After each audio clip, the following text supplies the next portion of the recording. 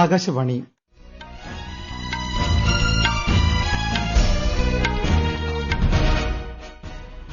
നമസ്കാരം. വാർത്തകൾ വായിക്കുന്നത് അനിൽകുമാർ.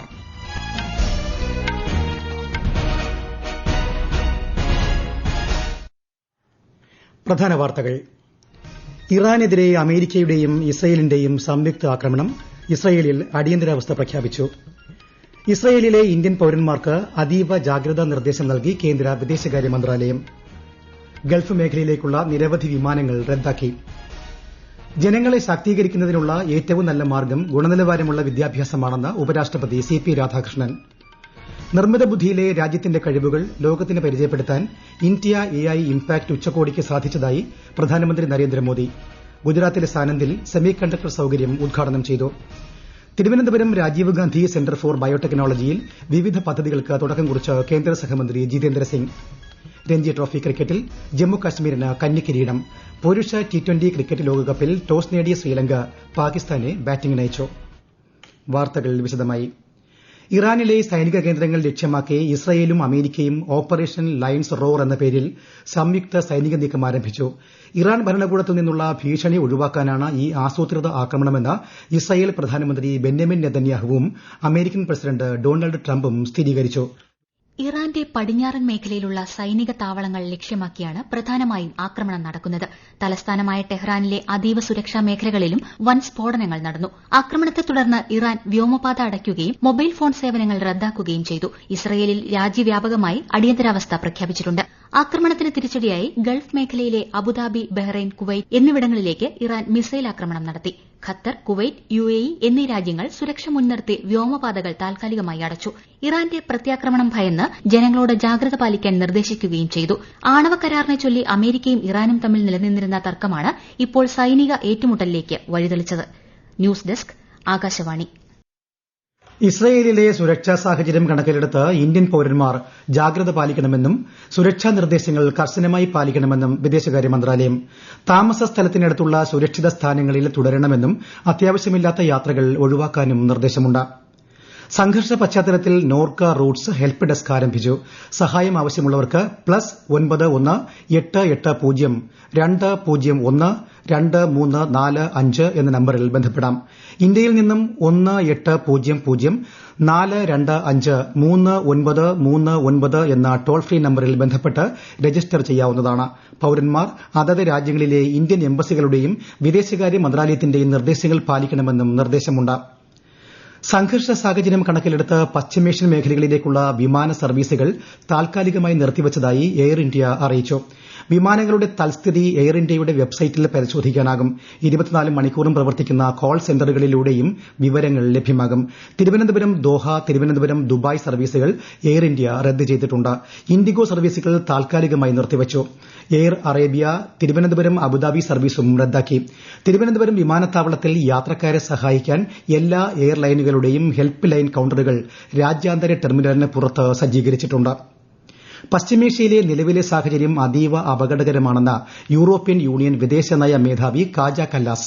മേഖലയിൽ സാധാരണക്കാരുടെ സുരക്ഷ ഉറപ്പാക്കണമെന്നും അന്താരാഷ്ട്ര നിയമങ്ങൾ പാലിക്കണമെന്നും അദ്ദേഹം ആഹ്വാനം ചെയ്തു. പ്രശ്നപരിഹാരത്തിനായി ഇസ്രായേൽ വിദേശകാര്യമന്ത്രിയുമായും അറബ് പങ്കാളികളുമായും ചർച്ചകൾ നടത്തിവരികയാണെന്നും അദ്ദേഹം അറിയിച്ചു. സംഘർഷം കണക്കിലെടുത്ത് മേഖലയിലുള്ള യൂറോപ്യൻ യൂണിയൻ പൌരന്മാരെയും ഉദ്യോഗസ്ഥരെയും തിരിച്ചെത്തിക്കാനുള്ള നടപടികൾ ആരംഭിച്ചിട്ടുണ്ട്.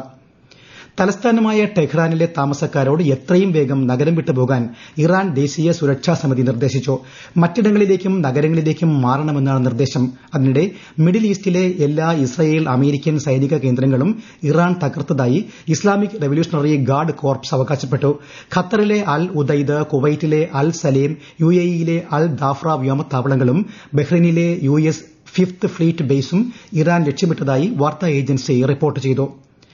ഗുണനിലവാരമുള്ള വിദ്യാഭ്യാസം നൽകുക എന്നതാണ് ജനങ്ങളെ സ്വയം പര്യാപ്തരാക്കുന്നതിനും ശാക്തീകരിക്കുന്നതിനുമുള്ള ഏറ്റവും നല്ല മാർഗ്ഗമെന്ന് ഉപരാഷ്ട്രപതി സി.പി. രാധാകൃഷ്ണൻ. ചങ്ങനാശ്ശേരിയിലെ സെന്റ് ബെർക്കുമാൻസ് കോളേജിന്റെ ശതാബ്ദി ആഘോഷങ്ങളുടെ സമാപന ചടങ്ങ് ഉദ്ഘാടനം ചെയ്യുകയായിരുന്നു അദ്ദേഹം. സാങ്കേതികവിദ്യ ഉപയോഗിക്കുന്നതിൽ നിന്ന് സാങ്കേതിക വിദ്യകൾ വികസിപ്പിക്കുന്നതിലേക്ക് ഇന്ത്യ ക്രമാനുഗതമായി മുന്നേറുകയാണെന്ന് ഉപരാഷ്ട്രപതി പറഞ്ഞു. ഗവർണർ രാജേന്ദ്ര വിശ്വനാഥ് അർലേക്കർ, കേന്ദ്ര സഹമന്ത്രി സുരേഷ് ഗോപി, സംസ്ഥാന മന്ത്രി വി.എൻ. വാസവൻ, കൊടിക്കുന്നിൽ സുരേഷ് MP തുടങ്ങിയവർ പങ്കെടുത്തു. ഇന്ത്യയിൽ അടുത്തിടെ സംഘടിപ്പിച്ച ഇന്ത്യ AI ഇംപാക്ട് ഉച്ചകോടി നിർമ്മിത ബുദ്ധിയിലെ രാജ്യത്തിന്റെ കഴിവുകളെ ലോകത്തിന് പരിചയപ്പെടുത്തിയതായി പ്രധാനമന്ത്രി നരേന്ദ്രമോദി. ഗുജറാത്തിലെ സാനന്ദിൽ Micron semiconductor technology India private ലിമിറ്റഡിന്റെ semiconductor assembly test and packaging സൌകര്യം ഉദ്ഘാടനം ചെയ്യുകയായിരുന്നു അദ്ദേഹം. ഇതോടെ ഇന്ത്യയിൽ രൂപകൽപ്പന ചെയ്ത ആദ്യത്തെ സെമികണ്ടക്ടർ മെമ്മറി മൊഡ്യൂളുകളുടെ വാണിജ്യ ഉൽപ്പാദനവും കയറ്റുമതിയും ആരംഭിച്ചു. ആഗോള സെമികണ്ടക്ടർ മൂല്യശൃംഖലയിൽ ഇന്ത്യയുടെ സ്ഥാനം ശക്തിപ്പെടുത്തുന്നതിലെ നിർണായക ചുവടുവയ്പ്പാണ് ഈ സംരംഭം. माइक्रोन की इस ATMP फैसिलिटी में कॉमर्शियल प्रोडक्शन की शुरुआत ग्लोबल टेक्नोलॉजी वैल्यू चेन में भारत की भूमिका को मजबूत करने वाली है. आज भारत बहुत तेजी से ग्लोबल सेमीकंडक्टर वैल्यू चेन का हिस्सा बन रहा है. आज का भारत पॉलिसी से लेकर प्रोडक्शन तक किस अप्रोच के साथ आगे बढ़ रहा है वो यहां दिखता है. HPV പ്രതിരോധ കുത്തിവയ്പ് രാജ്യത്തെ സ്ത്രീ ശാക്തീകരണത്തിലെ സുപ്രധാന ചുവടുവയ്പ്പാണെന്ന് പ്രധാനമന്ത്രി നരേന്ദ്രമോദി. 14 വയസ്സുള്ള പെൺകുട്ടികൾക്കായുള്ള ഗർഭാശയഗള അർബുദത്തിനെതിരായ HPV വാക്സിനേഷൻ യജ്ഞത്തിന് പ്രധാനമന്ത്രി രാജസ്ഥാനിലെ അജ്മീറിൽ തുടക്കം കുറിച്ചു. ഏകദേശം 1.15 കോടി പെൺകുട്ടികൾക്കാണ് പ്രതിരോധ കുത്തിവയ്പ് നൽകുന്നത്. സർക്കാർ ആരോഗ്യ കേന്ദ്രങ്ങളിൽ പ്രതിരോധ കുത്തിവയ്പ് സൌജന്യമായി നൽകും. രാജസ്ഥാനിൽ 16,000 കോടിയിലധികം രൂപയുടെ വിവിധ വികസന പദ്ധതികളുടെ തറക്കല്ലിടലും പ്രധാനമന്ത്രി നിർവഹിച്ചു. ഈ വാർത്തകൾ ആകാശവാണിയിൽ നിന്ന്. ആകാശവാണി വാർത്തകളും വാർത്താ അധിഷ്ഠിത പരിപാടികളും All India Radio news Thiruvananthapuram YouTube ചാനലിലും at All India Radio news Thiruvananthapuram Facebook പേജിലും AIR ന്യൂസ് _ തിരുവനന്തപുരം ഇൻസ്റ്റഗ്രാം അക്കൌണ്ടിലും at AIR news _ TVM X ഹാൻഡിലും ലഭ്യമാണ്. ഇന്ത്യ യൂറോപ്യൻ യൂണിയൻ ബന്ധത്തെക്കുറിച്ചുള്ള 2026ലെ ആദ്യ കൂടിയാലോചനാ സമിതി യോഗം വിദേശകാര്യമന്ത്രി എസ് ജയശങ്കറിന്റെ അധ്യക്ഷതയിൽ ഡൽഹിയിൽ ചേർന്നു. വ്യാപാരം, സാങ്കേതികവിദ്യ, സുരക്ഷ തുടങ്ങിയ മേഖലകളിൽ സഹകരണം വർദ്ധിപ്പിക്കുന്നതിനെക്കുറിച്ച് യോഗം ചർച്ച ചെയ്തു. ചർച്ചകളിൽ സജീവമായി പങ്കെടുത്ത പാർലമെന്റ് അംഗങ്ങൾക്ക് വിദേശകാര്യമന്ത്രി നന്ദി അറിയിച്ചു. ആഗോള സമ്പദ്വ്യവസ്ഥയെ ഭാവിയിൽ മുന്നോട്ട് നയിക്കുന്നത് ജൈവ സാങ്കേതികവിദ്യാ മേഖലയെന്ന് കേന്ദ്ര സഹമന്ത്രി ജിതേന്ദ്ര സിംഗ്. തിരുവനന്തപുരത്തെ ആക്കുളത്തെ Rajiv Gandhi Centre for Biotechnology ക്യാമ്പസിൽ വാർഷിക ശാസ്ത്രദിന പരിപാടി ഉദ്ഘാടനം ചെയ്യുകയായിരുന്നു അദ്ദേഹം.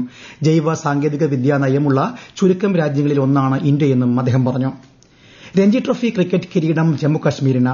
കർണാടകയിലെ ഹുബ്ബള്ളിയിൽ നടന്ന ആവേശകരമായ ഫൈനലിൽ കർണാടകയെ പരാജയപ്പെടുത്തിയാണ് ജമ്മുകശ്മീർ ഇതാദ്യമായി രഞ്ജി ട്രോഫി സ്വന്തമാക്കിയത്. 67 വർഷത്തെ നീണ്ട കാത്തിരിപ്പിന് വിരാമമിട്ടാണ് ജമ്മുകശ്മീരിന്റെ ചരിത്ര നേട്ടം. സമനിലയിൽ അവസാനിച്ച കലാശ പോരാട്ടത്തിൽ ആദ്യ ഇന്നിംഗ്സിൽ നേടിയ 291 റൺസിന്റെ മികച്ച ലീഡിന്റെ ബലത്തിലാണ് ജമ്മുകശ്മീർ കിരീടം സ്വന്തമാക്കിയത്.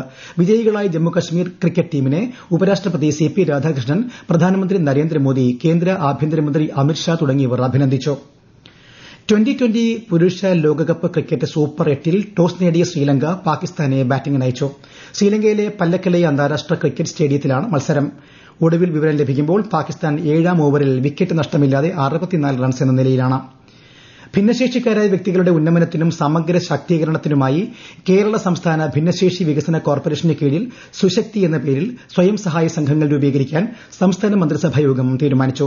മഹാത്മാഗാന്ധി ദേശീയ ഗ്രാമീണ തൊഴിലുറപ്പ് പദ്ധതിയുടെ കീഴിൽ വിവിധ തസ്തികകളിലെ കരാർ ജീവനക്കാരുടെ വേതനത്തിൽ 2025 ഏപ്രിൽ 1 മുതൽ 10% വർധന പ്രാബല്യത്തിൽ വരുത്താനും തീരുമാനിച്ചു. പോലീസ് വകുപ്പിൽ 51 അധിക തസ്തിക സൃഷ്ടിക്കാനും മന്ത്രിസഭായോഗം തീരുമാനിച്ചു. വയനാട് ഉരുൾപൊട്ടൽ ദുരന്ത ബാധിതർക്കുള്ള ടൌൺഷിപ്പിന്റെ ഉദ്ഘാടനം നാളെ മുഖ്യമന്ത്രി പിണറായി വിജയൻ നിർവഹിക്കും. 178 കുടുംബങ്ങൾക്കാണ് ആദ്യഘട്ടത്തിൽ വീട് നൽകുന്നത്.